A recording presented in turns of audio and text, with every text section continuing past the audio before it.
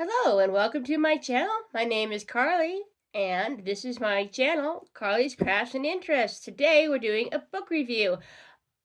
I am doing another one of my favorite mystery novelists. I love mystery books, and so a lot of my book reviews, at least for a while, are going to be on mystery books.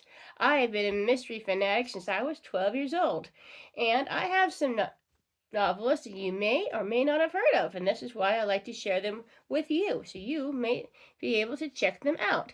Today, we're going to be doing, got her on my tablet here, Elizabeth George. She is still with us. She's 75 years old now. She is the author of the Inspector Lynley novels that have been made into, also it was a TV series that was made for a while. There's a couple of different, about 5, 6 different series they did with this kind of a dishy guy. You might have seen him, you may not have. Right here, Nathan Parker. He is kind of a dishy kind of guy. I always thought he looked a little bit Timothy Dalton-like. I'm going to tell you a little bit about Elizabeth George. Elizabeth George is an American novelist. She was born in Warren, Ohio.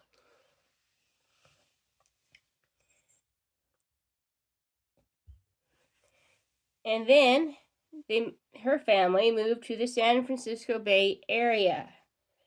And she was an English student, and she also got her teaching certificate in it from the University of California in Riverside. She also did a master's degree in counseling and psychology. So she's got her smarts behind her. She got married in 1971. That was a year after my parents got married. My brother was born then, my oldest brother. But that didn't last, unfortunately. But she got married again to Tom McCabe. And her first novel, which I do have, Great Deliverance, as you can see, I've been reading that, was published in 1988. And it has Inspector Lynley in it. And he's in throughout the whole series, as well as his partner, Inspector Havers. They're kind of a mismatched pair. He is from a very privileged. He is in a noble family, whereas Havers is from a working class family, and they kind of put together as a team, and they have to learn to work together. And coming from such diverse backgrounds, his being very privileged and hers not being. She has written 21 books. I have some of her books here. I have the first one, A Great Deliverance. And I also have Payment in Blood, Suitable Vengeance. Those are some of her early ones. She has 21 in total. I don't have 21 of them, but I'm working on getting them, like I am with a lot of the novelists that I have. I'm working on getting all the collection. These are some of the later ones. You have Believing a Lie and Something to Hide. These are quite a bit more hefty to read, looks like. But they all involve Inspector Lynley throughout. I can tell you a bit of the synopsis of a couple of these if you're interested. Like in Great Deliverance, it starts out with Thomas Lynley and Barbara Havers. They have to investigate the murder of William Tees, who was found beheaded in the Yorkshire moors. And that's the first time we come across these two, pair, and that's the first thing they're first thing they're doing. Then there's Payment in Blood, which is right after that. This involves a few murders and cover-ups and a suicide attempt. All this juicy, murderous, criminal stuff in the middle of winter, and so it proves to be much harder than they ever thought it would be, and played out different than they will, and that's it. You find out in the book. And then we have Suitable Vengeance here. It is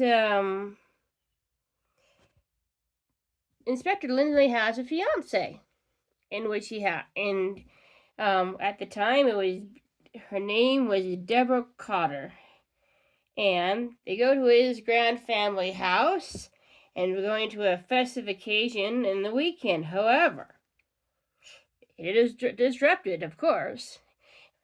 This journalist gets murdered, and so that turns into an investigation. And so he and Barbara Havers have to go sort that out. And the thing is, the interesting thing is that some of the evidence is kind of pointing to somebody in Lynley's own family, which is kind of, close to home and kind of hard to deal with, because you don't want to suspect anybody in your family of doing such a thing. And then we have Something to Hide, which I also have here. It was written much later, in 2022, and it's her 21st book, and it involves the murder of a police detective that they have to go follow up and find out what happened to him. And then lastly, we have Believing the Lie here. A little bit of synopsis about that. From what I read, it's not your typical murder at all, and it's accidental drowning. And the person, that is questioned, is they're sent to Cumbria to check this out. And so those are some of the synopses of some of the books that I have on hand. I'm actually getting some more coming to me. They haven't arrived yet. And so I'm going to have the first 5 books of hers, and then I plan to also get the rest in time. I have a great place I love to go to, and that is thriftbooks.com. I'm not sponsored by them, but I like to go there, and you can go there too if you want a great deal. They do more than just mystery books, but this is a great place for me to get mine. Good prices. You won't pay, instead of going to Barnes & Noble and paying 10, 15 odd bucks or more for mystery dog, I paid like $5. Much more, reasonable, especially in today's economy. Anyways, that's my little speech about that. Go check them out if you would like to. And more than just mystery novels to choose from. Great source, great service. Haven't been disappointed with them yet. And so that is my little review of Elizabeth George. She's an American novelist. Inspector Lynley and Barbara Havers are her 2 people in throughout her books, and I enjoy watching them. I'm enjoying reading them. So check them out if you haven't yet. And if you haven't subscribed yet, I hope you will. It helps me. It helps me with the little channel. It is a little channel. I know that. And I'd like to grow, though, and with your help, I can. And if you have, I'm so glad that you have joined this little group where I show book reviews and crafts that I do. I try to do my best with that and try to show fun things to do things that basically aren't too complicated to do, that you can do easily, learn easily to do. And that's the main purpose, crafts that you can say, I did that. I can do this. This is not too difficult. Anyways, I hope you have a great day. It's a wonderful May day. It looks like it's going to be a lovely sunny day. And have a great day. For now, take care. Join me for another video. I'll be back soon.